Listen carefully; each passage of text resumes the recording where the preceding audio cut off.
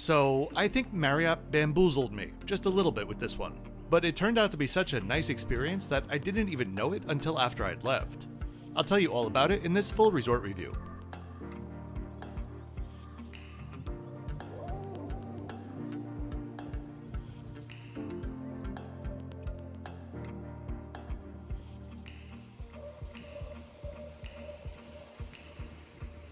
If you're new to the channel, hi there, I'm Kevin the Flip Flop Traveler. If there's one thing that I want you to know about this self-funded video, it's that my opinions are honest, my own, and unsponsored in any way. If you'd like to know more about the channel and how I do things, scan the QR code or click the link in the description to learn more.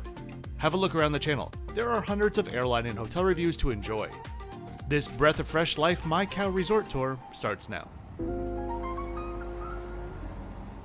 As we head inside this 244-room resort on Phuket's northwest coast, let me explain the Bamboozlement. Marriott has around 14 properties on Phuket. I've had experiences at them that range from below average to wonderful, and I'm always on the lookout for new ones.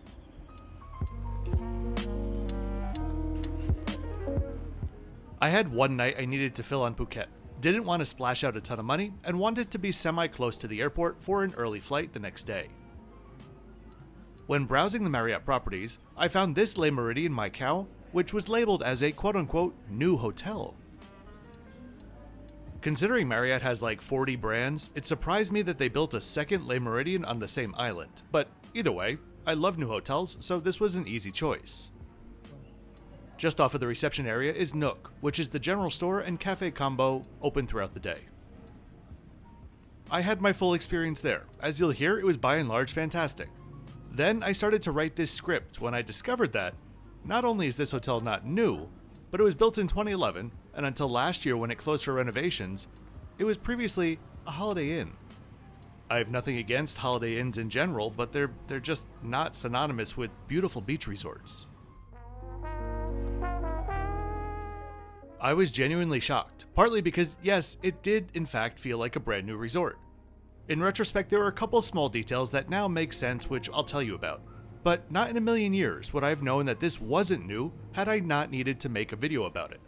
So, I say bamboozled, but perhaps the more appropriate word I'm looking for is just impressed. So, knowing that, welcome to the Le MERIDIEN MAI KHAO.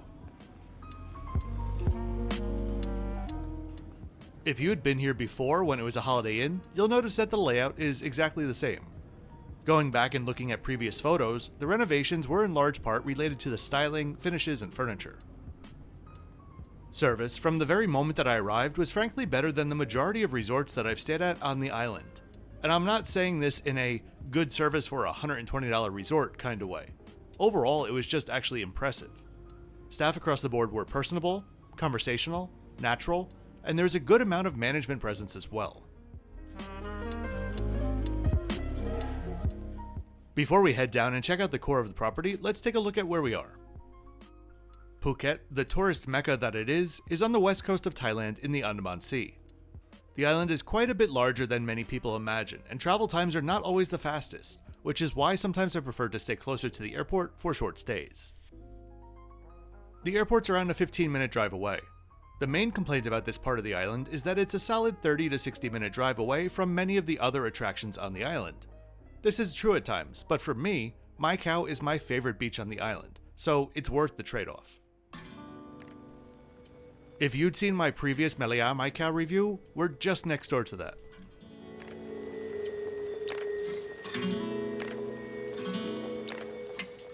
I suppose one of the benefits of this not actually being a new resort is the fact that it's very grown in.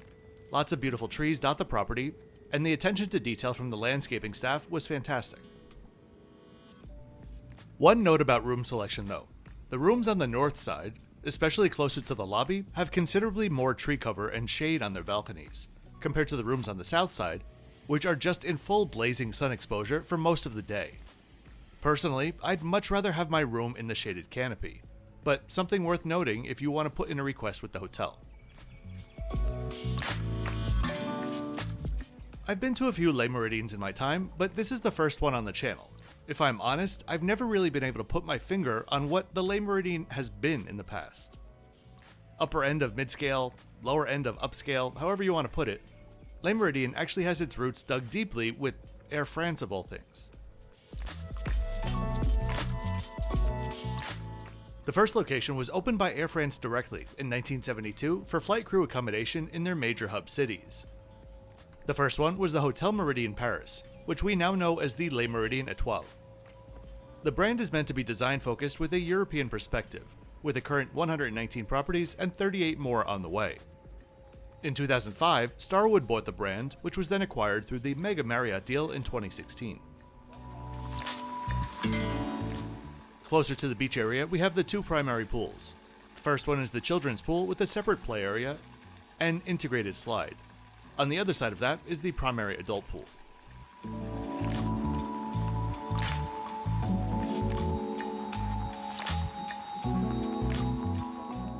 The vast majority of the spaces we see now in the central core of the property are zhuzhed up a bit, but they have the same bones as the original Holiday Inn. If anything, I'd say it's a testament to the competent local owner for keeping the property up. If you're enjoying the video, please go ahead and click that like button. All of my videos are self-funded, so clicking that like button and subscribing really does support the channel.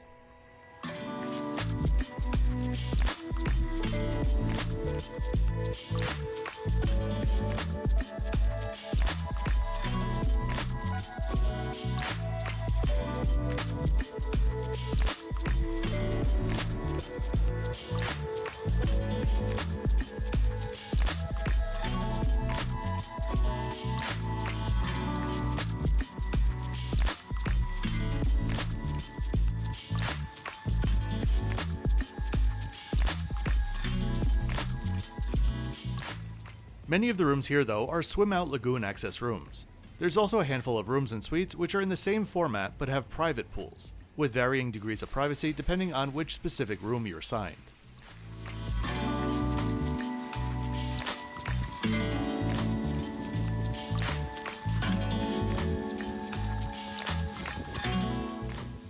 Let's head through the restaurant and bar area and take a look at the beach and lawn.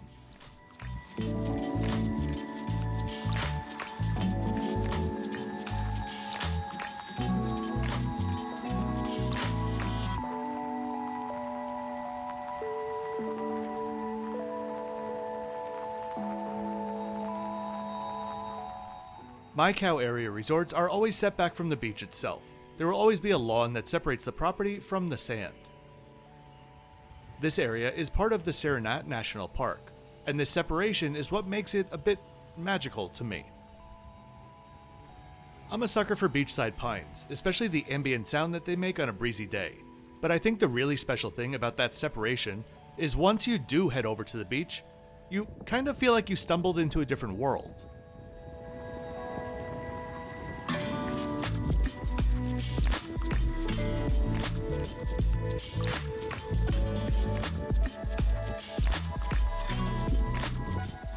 The beach is around 11 kilometers long, uninterrupted and very steep.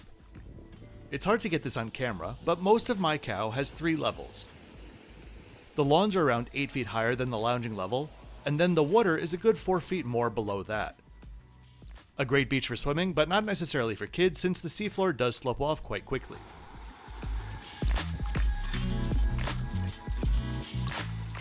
But yeah, once you're here, there's literally not a single indication that hidden behind all of these pines are resorts for as far as the eye can see.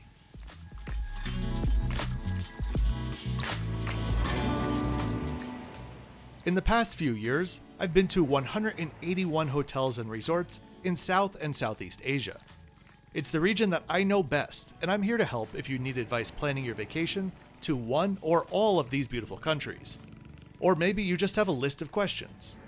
If you're looking for answers or personalized resort and itinerary suggestions, check out my Globetrotter and Pioneer tiers on my Patreon. The link to my Patreon is in the description below. Thanks very much in advance.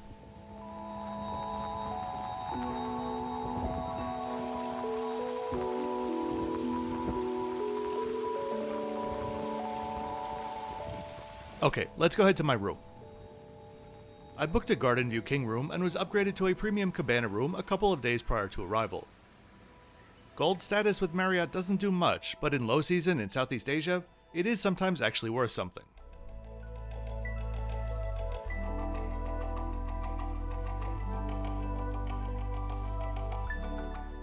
The rooms are nicely outfitted and definitely have a fresh and beachy vibe, with Le Meridien's signature mix of 1992 pastels throughout. Just missing some vertical blinds and the look would be complete.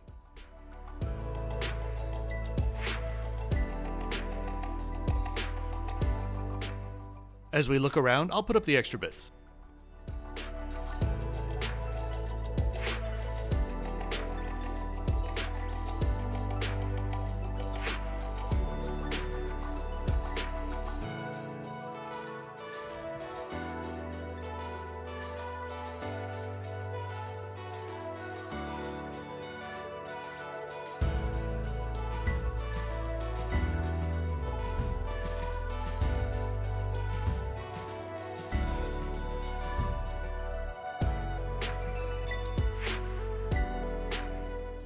I love that there's plenty of spaces for the suitcases and a nicely stocked minibar.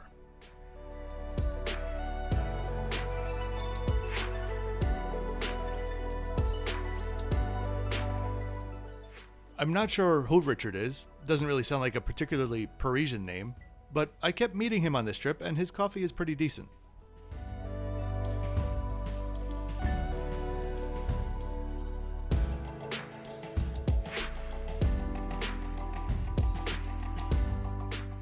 The room is a bit non-standard in that the closet is to the side of the bed and serves as a pass-through to the bathroom.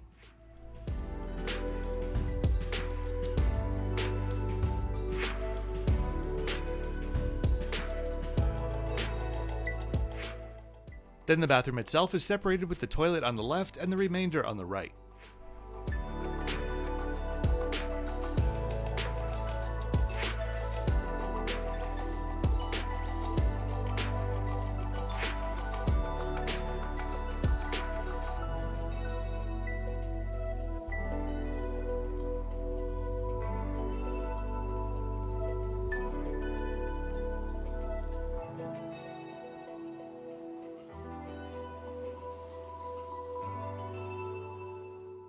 In the bathroom, the shower specifically was one of only two things in the resort which felt old to me. That taupe tile work in there, it just seemed off to me. But at the same time, these matte finish, what I would call dated colored tiles, are seeing a big comeback in hotels, so I just went with it. Brand standard Malin & Getz products, which I love, were also on offer.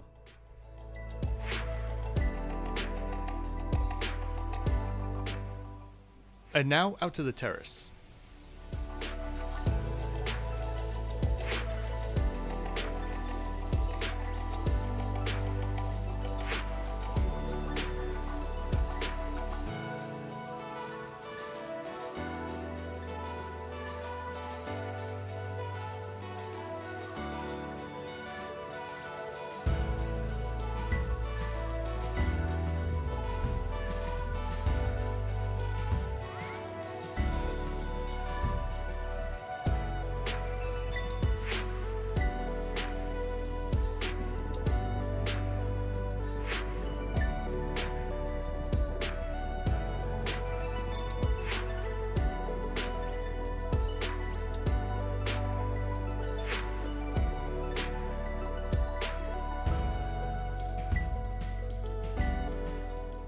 For dinner, I headed to the Ocean Kitchen, which is a pretty stunning bar, lounge, and restaurant, especially during the sunset and at night.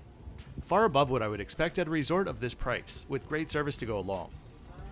This was actually my last Thailand stop on this trip, and I was a bit tied out, so I went with Western selections. The hummus platter. Oh dear. Flavor-wise was good, but the appearance and the texture of those hummuses, hamai, were tragic at best. 4.5 out of 10 on this one. Thank God things took a major turn for the better with one of the best pizzas that I've had at a resort in Southeast Asia in quite a while. Maybe the best since the Park Hyatt in Saigon actually. 9.6 out of 10.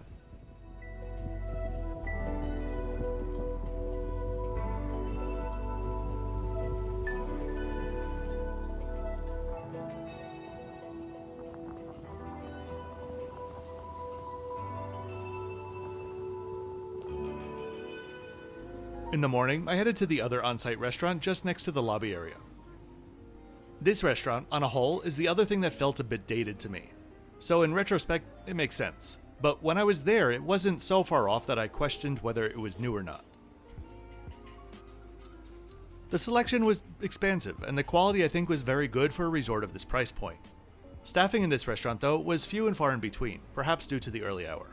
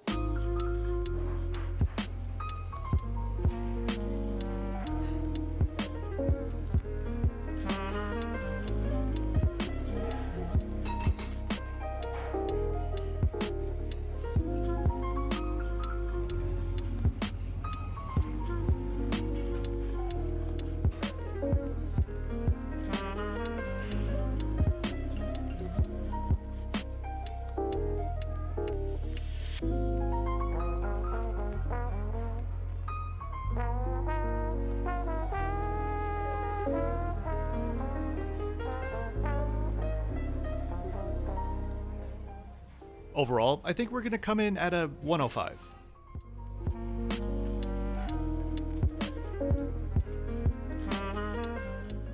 As we take a final peek at the fitness center located in the center of the resort, attached to the spa, my final thoughts are just based around the same word: impressive.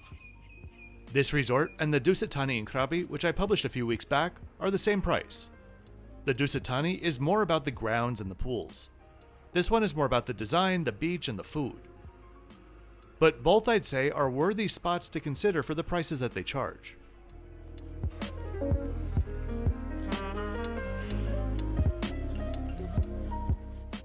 So I really do hope that you enjoyed this resort review today. If you did, please be sure to click that like button and subscribe with notifications on to see 2 new videos each week. I'll see you next time on board Saudia. Oh, and as always, thanks for watching until the end.